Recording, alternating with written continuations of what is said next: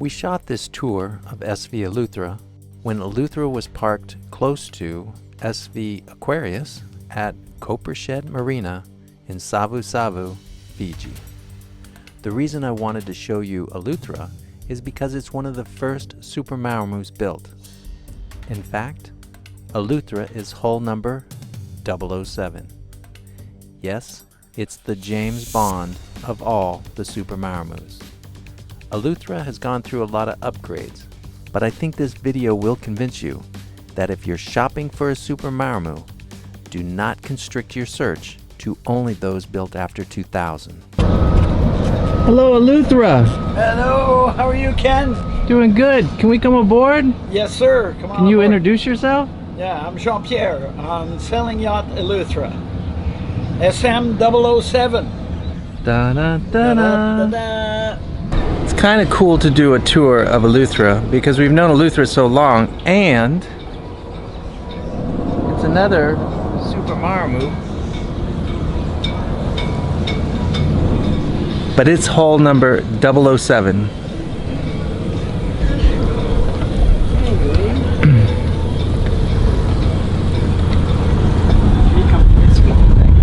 Julie! Hello, Ken. How are you? I'm very well, thank you. I'm very happy to hear that. Come on board there, Ken. Do you want a beer? Do I want a beer? You want a beer? Is a Pope Catholic? There's bear poop in the bush. Okay. Tell you what. How about you, love? You want a beer? Why not? If everybody else is having a beer, I'll have a beer. All right. I'll do that. Okay. We're at the bow of the boat. Yes, sir. This is a what type of boat? It's an Amel Super Maramu, one of the earliest ones, hull number 007, as compared to 470 or 480 that were built altogether. So this is a very early edition.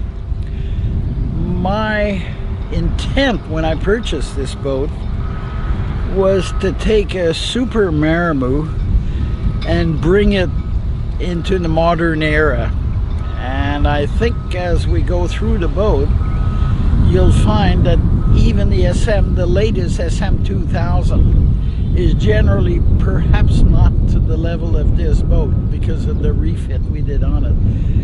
To say that the refit was extensive is an understatement. But as you know, Ken, we've been friends for 2 years now.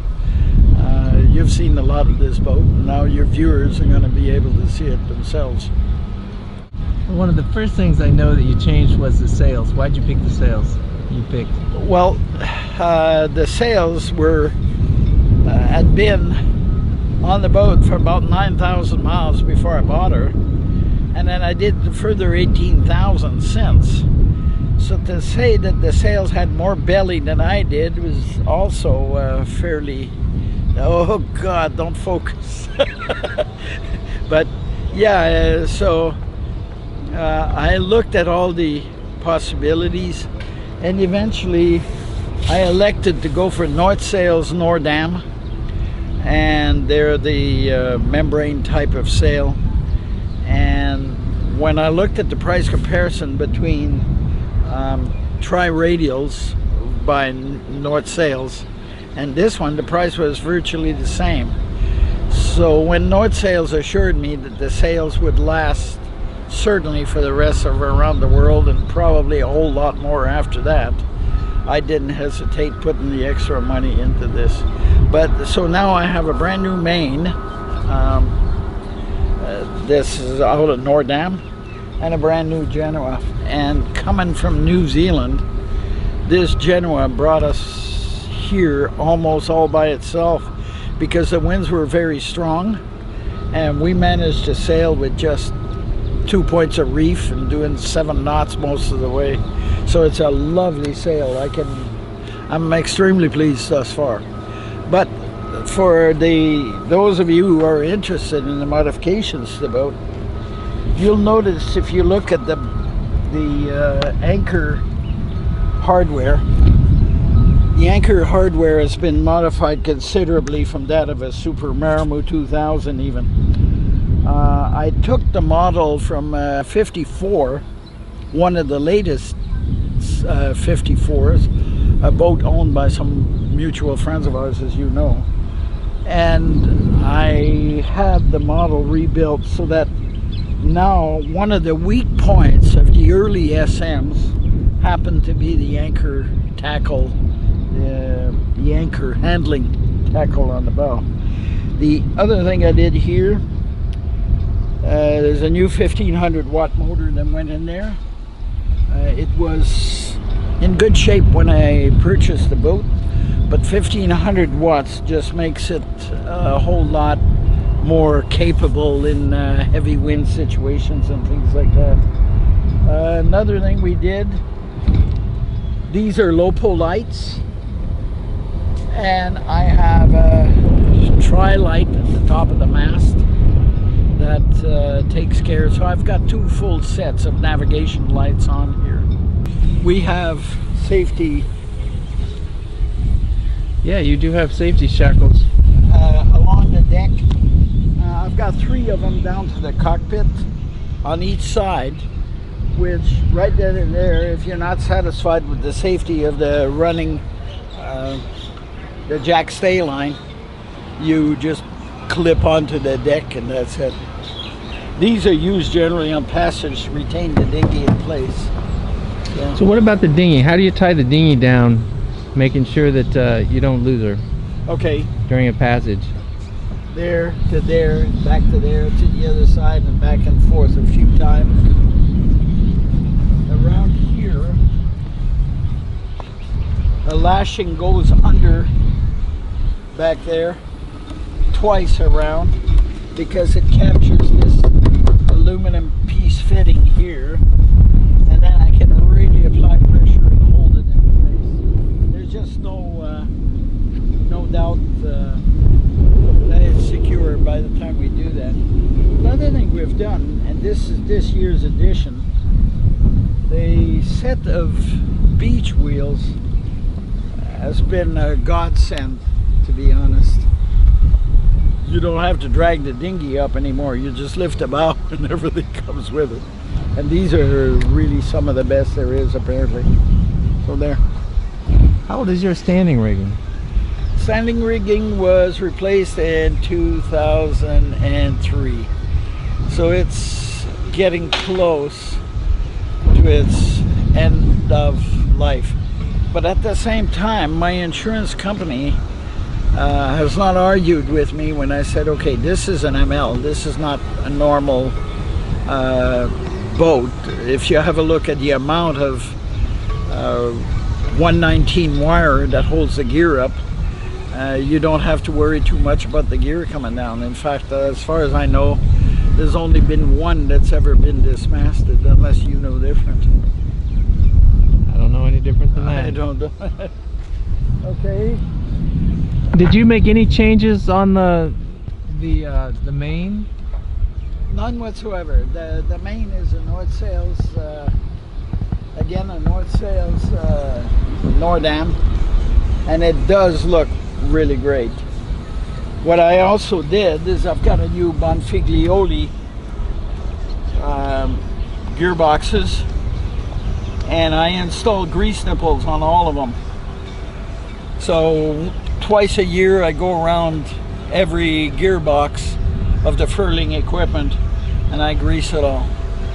So yeah, I don't mind pilfering ideas, good ideas from people who have them. Yeah, neither do I.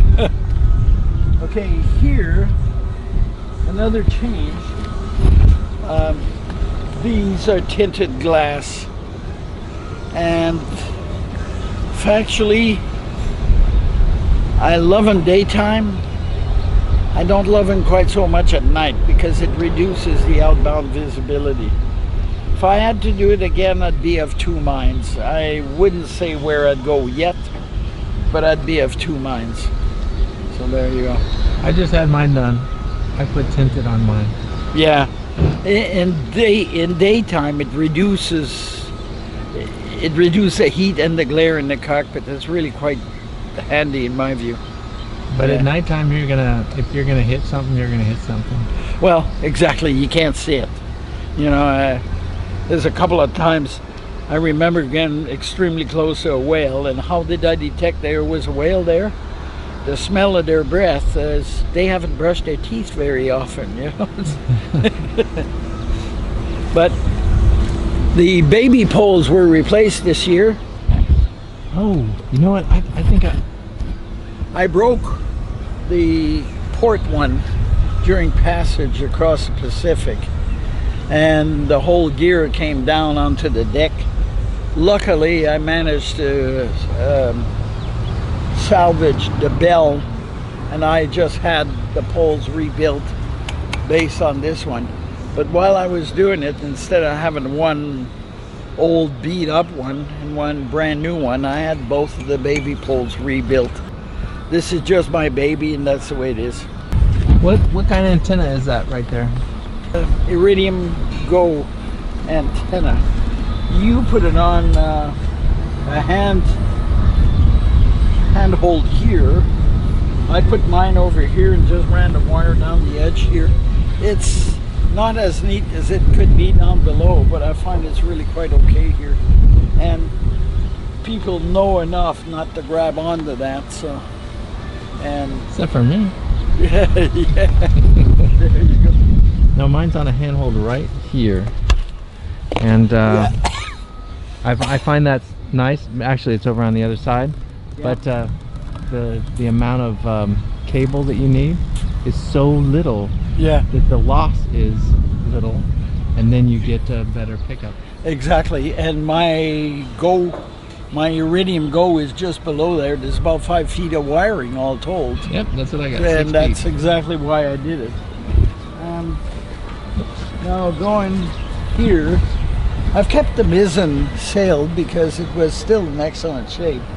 It's a 9-ounce Dacron, and it's still in excellent shape. I mean, the size is so small. With 9.5-ounce Dacron, you'll never ever wear it out. So I kept the original, well, the mizzen that came with the boat. Yeah, I didn't change my well, I did change my mizzen, but I didn't have to. Yeah, well, there you go. Here, I did this for 2 purposes. To ease in putting the outboard motor into the water and onto the dinghy. And also, being red signifies that this is the man overboard rescue line. And what we do is we bring the boom all the way to starboard, hang it over there, put the line over this fitting there, let it down in the water, pick up, rescue the person in the water at that point. And we also have a John Boy over there, which allows the person to be safely in a single person life raft before we drag them on board. All right, here we have the trusty old Yamaha 15 Enduro. Probably the only outboard motor I would ever own if I had to do it again. The Green Party dictates that these are no longer going to be sold anywhere in the world as of about next year. So if you own one of these, treat it well. It should last you a long time. Here on the back, we added these cushions there for 2 reasons. First of all, to relax on.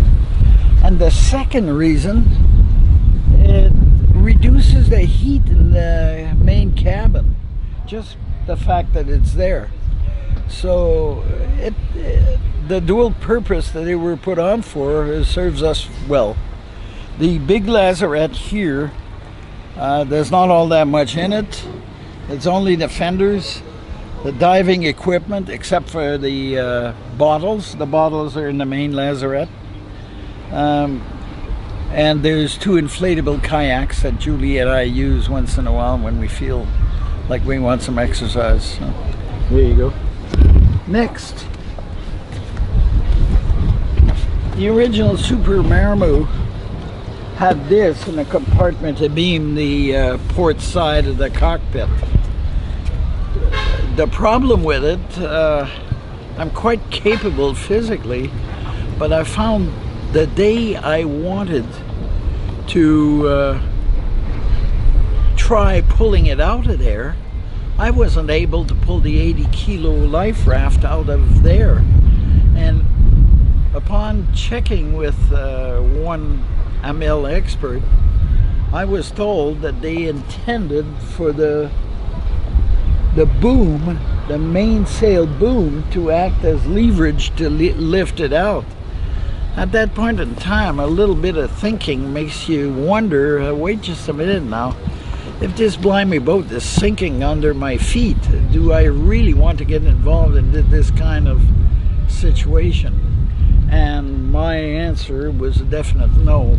So at this point in time, this is where I had this built, and the life raft went on the rail at that point. Very much like your own boat, Ken, except mine is vertical rather than horizontal. There. Yeah, I swear by it as well. Yeah, and here we have our own AIS dedicated antenna. We've got another one through the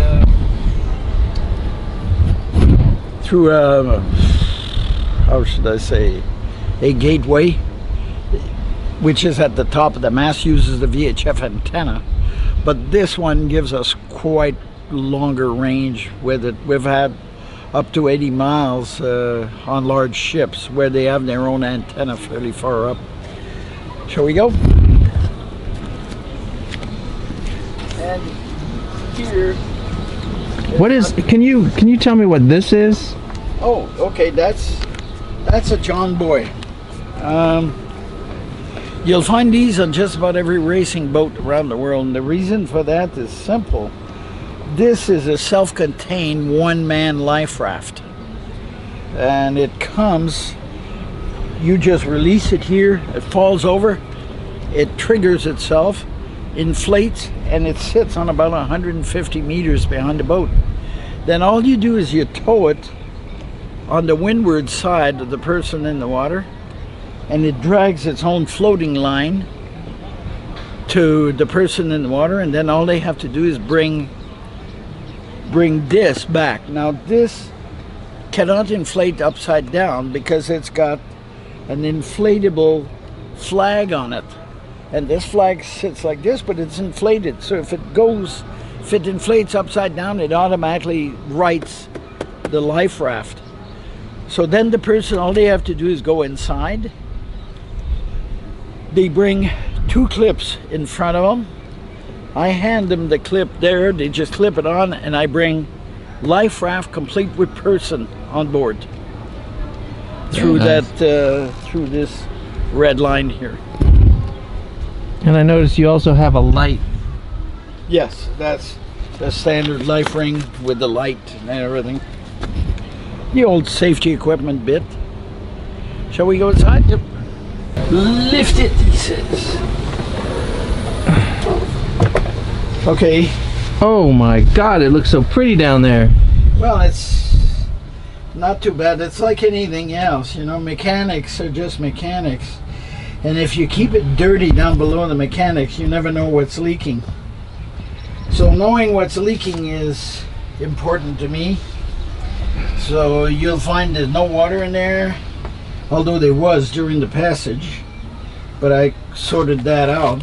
So is this your hot water heater over The there? hot water heater is hanging under, over the Onan. It's over the Onan. What's Yeah. behind the Onan? That's the airco unit. Oh, okay. When I,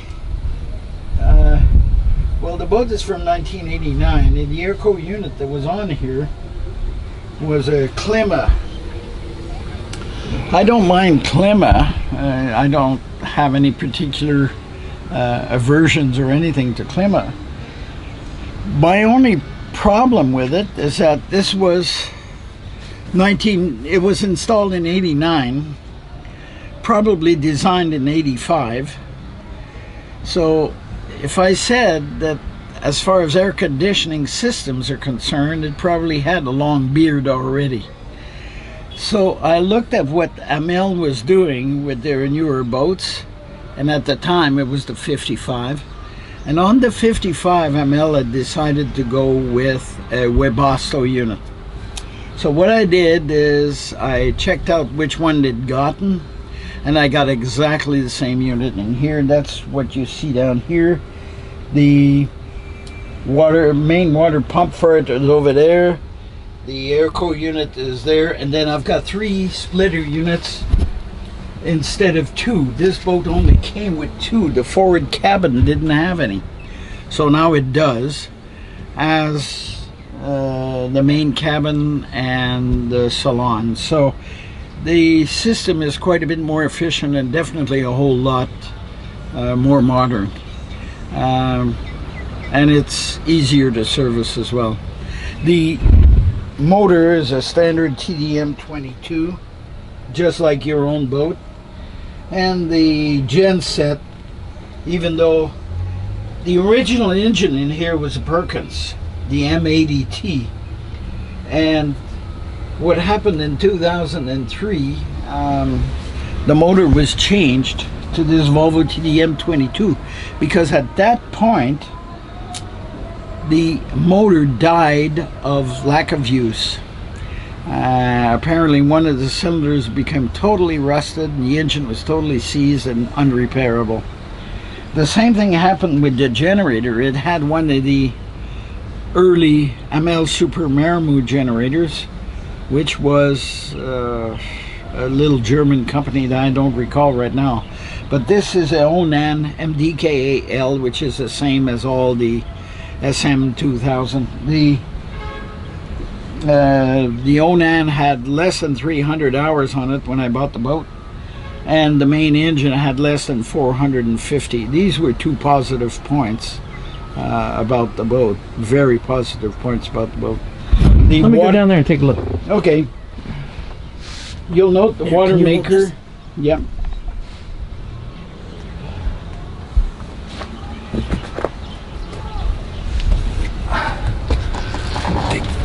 The water maker, you'll note, is a Duo 100 from Desolator. There again, that was what was going on the ML55s. You'll also note 2 battery chargers on your left. Yeah, I noticed that. They're both Victron 60 amps. And I'm looking at changing the number one to perhaps a 100 amp if I can get a Victron unit. I'm extremely pleased with the Victron equipment I've put on here. I've never had a failure of any of their equipment, although I can't say the same for Masterbolt or any of their competitors. You'll also note on the main engine that I have dual fuel filters. These are the big 7550s, and they were expensive, but the peace of mind it brings was worth the money. So it means I get good fuel all the time. So what's this down here? This is a water pump? Yeah, that's the feed pump for the air conditioning Airco. system. And this is your airco here? Yep. And then of course this is your Onan generator. Yep. The water heater right behind back Yep. here. Yes. Then you got your 2 battery chargers. Correct. And let's see. I got a big inverter on the forward wall as well. What is this here? Oh, that's the accumulator tank for the air conditioner unit. Okay, and this here is your Control panel for the air conditioner unit. Okay. Oh, and these things are absolutely important on a boat. I wouldn't be without one. It serves 1,000 uses. So this is very, very similar to Aquarius, except for a couple things. Right here, I notice you've got a real nice pump for the bilge. That's actually that's a feed pump for the air conditioner unit. This right here? Yeah, that big gray pump down the bottom. No, this is a black pump. That's the bilge water pump for the sump. Yeah, for the pump. So instead of the pump being at the bottom, it's now at the top. Which is better. It's a Vetus unit, which is extremely easy to find. plenty of spare parts and rebuild kits for it. A Vetus unit. Vetus unit, yeah. I've got to check that out because I want to change to one of those pumps. And this is the oil for your C drive. Yeah. And you'll note in there that I have two complete sea chests. If you look at this starboard side. Yeah, I noticed that. I have two sea chests as well.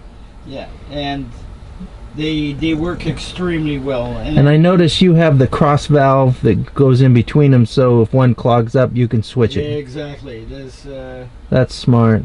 That to me was important because, you remember we were in Vivao basically at the same time. Oh yeah, you had the size of those blimey jellyfish. You sucked one up. And quite often I'd suck one up while running the airco. So all I did is just flip over the valve, go to the other one, and get the airco running again. And then they'd fall away after I'd taken some pieces out of them. They didn't survive the issue, actually. So I noticed you only have one filter for your water maker. A single filter, yeah, that's good enough. I never make water in anything but clear water where I see the bottom in at least 15 feet of water. So there's not a whole lot of particulate water in. And so you'll notice he has on his 3 membranes. Yeah. So he can do... That gives me 100 liters an hour. 100 liters an hour. Yeah, we can only do 60. Yeah, that's nominal as 100. And here's his pump for the water maker, a high pressure pump. And this is your inverter here. And the inverter, how many watts is your inverter? It's 3 kilowatts, 3,000 watts. Yeah, that's twice what I've got on board. Well, that was a choice also. I elected to go to as much as possible electrical activation of systems and everything. So the choice of a 3 kilowatt inverter was based on that, on my initial selection of let's go and do it kind of thing. And did you just put all of this on board? This I just redid in New Zealand, and now it is very, very quiet. I can run the genset and you can barely hear it. Same with the main engine. So I'm very pleased with what I did here. Everything's standard here. Taking the main, out haul. The main and out haul. The Genoa in and out is very similar to us. The electronics were all from 1989. I remember down below at the nav station we had a GPS unit controller, and the thing was about this long, this high, and you'd switch it on, it'd take about 15 minutes to detect 3 satellites, and then you weren't able to do any navigation with it or anything. So at that time, in 2015, when I did the rework of the boat, I just chose an entire Ray Marine refit. The 2 reasons for that, one of which Ray Marine is more dealers worldwide than anybody else's, and that was the main driving reason, because the price difference between that and B&G replacement kit was only within a couple of $1,000, so it wasn't all a matter of money. But what we have here now, we have dual plotters, one down below, one here, run on a Wi-Fi network. We've installed a second autopilot, a hydraulically driven autopilot, on the bell crank to the rudder, which means I could lose all steerage from the wheel, which would also take away my electrical autopilot, which is located on this hub on the inside of the boat. I can navigate the boat entirely with just the autopilot controller here, because it has direct access and I don't need anything else. In other words, it's a full second steering system before you have to revert to the emergency one. And the emergency one, we both know one guy who had to go to the emergency system, and he'd agreed that it wasn't fun. So we don't, I'm older than he is, so I don't need that kind of fun either. But everything's there. We've also got a sonar, which is okay, but you can't be going much faster than about 2 knots before you start losing resolution quite rapidly. But oh, and there's also a VHF in the cockpit, which surprisingly enough has been very useful. Let's go down below.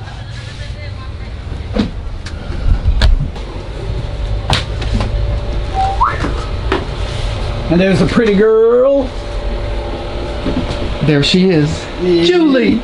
Good afternoon. Welcome aboard my boat, Eleuthera.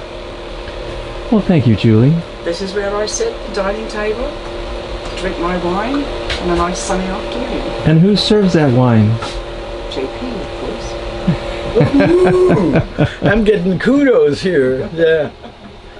Okay, down to here also, the boat, my prime, as I mentioned earlier, my prime reason for the refit of the boat is to bring this boat into the 21st century. And there's a lot of changes that have happened down below. The things that Amel did right, we didn't touch. The things that were lacked prettiness were all reviewed. For instance, all the overheads are now white. And this contributed considerably to brightening the interior and gives you a little bit more feeling of space by itself. Then we did all the countertops, which had those little tiny ceramic things. So that all went and was replaced with corian. These shelves were modified to take all our spices, and everything was organized to provide control for ancillary equipment from here. So what you see there on the far left is the inverter control, water maker control, genset control, shore power and generator control, and the generator itself down below. So it's fairly well organized. These circuit breaker panels were modified considerably to fit the new upgraded electrical system. All lighting was changed to LED, and we added probably the best kit of the lot is that Frigo Boat 185 liter drawer refrigerator, which if you ever change a refrigerator in an Amel Super Maramu, that's the way to go in our opinion. Costs more than others, but you could put a lot more stuff in it than others. Also, we went with GN Espace type cooker. That's the one that goes on all oysters, and we've found it to be reliable. But our main thing on this boat is because of the inverter, large inverter, solar panels, etc. We tend to cook a lot on the electric hob, which is indeed the magnetic one. This fridge, because there's no partitions in it, you can bulk load it and have a considerable amount of food. A lot more than you would have in an equal sized box, but with partitions in it. So I would recommend that don't put partitions in, because you can buy the partitions. Don't bother, and just load it more efficiently and carry more food in there. Open the bottom one. Oh, okay. That's where it normally is beer, but there's no beer right now in there. We drank it all just a while ago. And this is the GN Espace I was telling you about. It's a 3-burner one, as opposed to the 2-burner one we had in here. We also added this stainless steel plate because the heat at the back got quite extensive, so we took care of that. Microwave is also new. Yeah, there you go. The other thing too, attention to safety. We've got 5 or 6 fire extinguishers in the boat now. One dedicated to the engine, a secondary one dedicated to general use in the salon, this dedicated to the galley, another one to the forward cabin, another one in the aft cabin. And the fireman cabin. And this looks really nice. Oh, Yeah, it is. That was done in Turkey.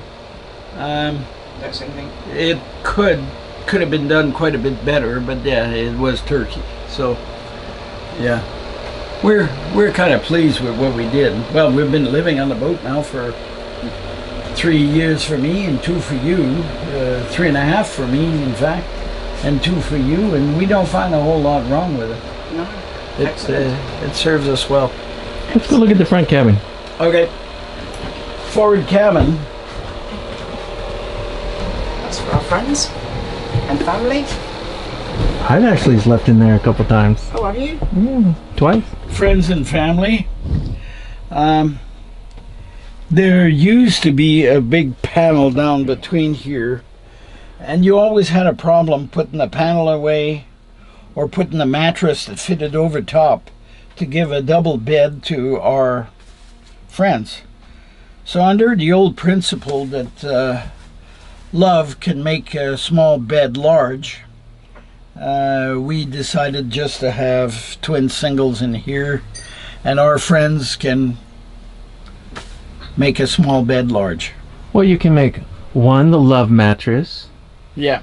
and then the other one is, then you can leave the love mattress. Yeah, exactly. Sleep over here. Yeah. During the refit as well, all the soft furnishings were replaced.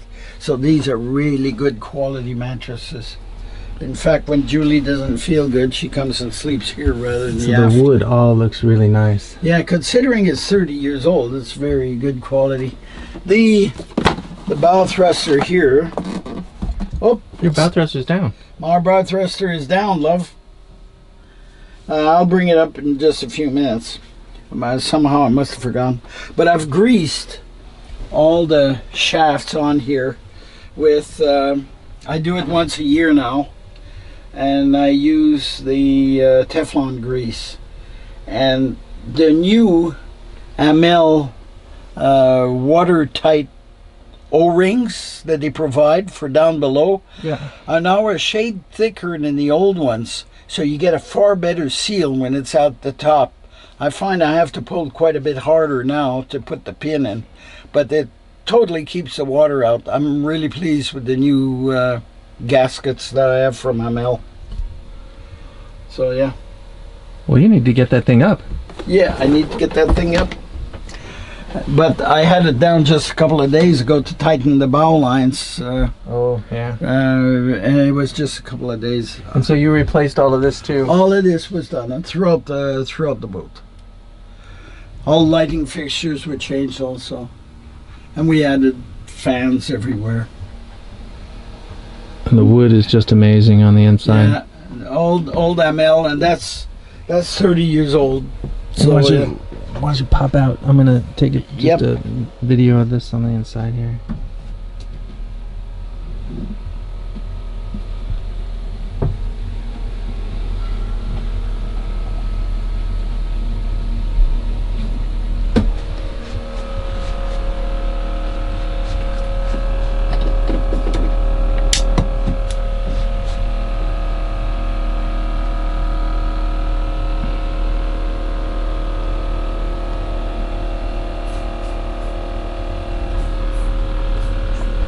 Here, this was changed quite a bit because, again, the electronics were integrated. So we have considerable amount more space to play with.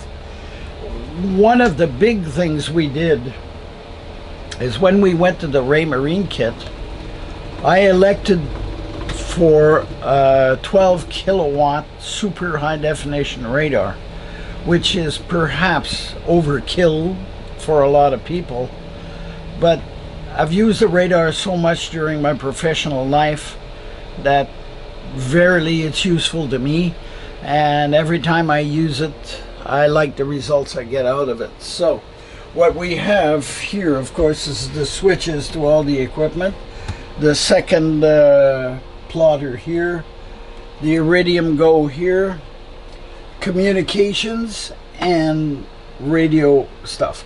We do not have a TV on board, and Julie whines often about it, but I try to ignore it. Julie, do you whine? I don't whine. I just state facts that I would like a television so we could do videos, not television as such, but videos, so we can watch films. We can do that Because they want to watch Aquarius.com. Absolutely. We want to watch Aquarius.com and I can't because he's always got the computer. And here we got the standard pressure instruments. Luckily, this was installed on board. These are very expensive. You don't find them in too many boats anymore. And I kind of like it. So it's You have to look recording at my installed barograph, flag, so that's You've good. got to look at my installed UK flag, because this flag is now UK. And this boat is UK registered, because it's my boat. Yes. A nice gift from JP to me. How about that then?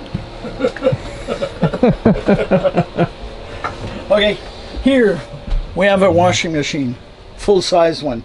Used to be in there, was all rusted out, totally useless, was removed. We now have storage in there, and instead we have, ta-da, full washer dryer. How nice is that? How A nice. full washer and dryer. It is full. I can see that. Yeah, it's full of dirty clothes right now. But it's a full washer dryer with. So how do you get into? Oh, you've got drawers and cabinet space. Yeah. So you had that done in Turkey? No, this was already there. Where was that washing machine, anyways? I think it was the right washer- here. right there. Yeah, was right there, and it was all rusted out, and it wouldn't run. So rather than try to even source components, I just gave it up. Tried to find something that would fit in there, couldn't find anything. So eventually, since we rarely get wet, and I mean we rarely get wet, we got wet in the last passage, but that was the first time in the last 2 years we got wet. We put this in here, and this is just a very fine place for it. It required the buildup of a plywood flooring down below, and we used 1.5 inch marine grade plywood with great big bolts that tie it down to it. It just doesn't move, which is just what we want. But originally it was the wet room locker.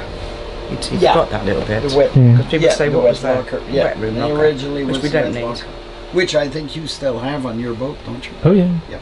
Okay. All right. Julie, care to take him to the aft cabin? Okay. And what I like about your aft cabin is completely redone. So you walk through here for our companionway. This is all my rubbish. It's not really rubbish, but it's all my sewing equipment, blah, blah, blah. I'd like to see the batteries. Oh! Impossible! They're under there somewhere. Take forever to take that out. So this is our lovely bedroom, where we spend most of our nights. It's the Love Shack. The Love Shack. But the only thing I don't like about it is I sleep there, he sleeps here, and I have to climb over him to get out of bed. Yeah, Z has the Which same is problem. becoming rather tedious as I'm getting older. Yeah, but it's going to keep you young. You think? Yeah. Climbing over him like a cat. Yeah, that's what Ding, keeps you ding, young. ding, ding. Look at that. That's unbelievable. Very, very Yeah, nice. it's different to yours, isn't it? Yeah, I like the way It's they lovely. did the woodwork. Yeah. And of course, And of course the same bathroom it machine. looks exactly like ours. Yep. Exactly like yours. Well, thank you You're very for welcome. showing us your lovely boat. Thank you. To you too. I would like to thank Julie Oh, for showing us her boat. And of course, JP for helping out a little bit. yeah, well, that's okay, Ken. That's okay. I owe you one as well.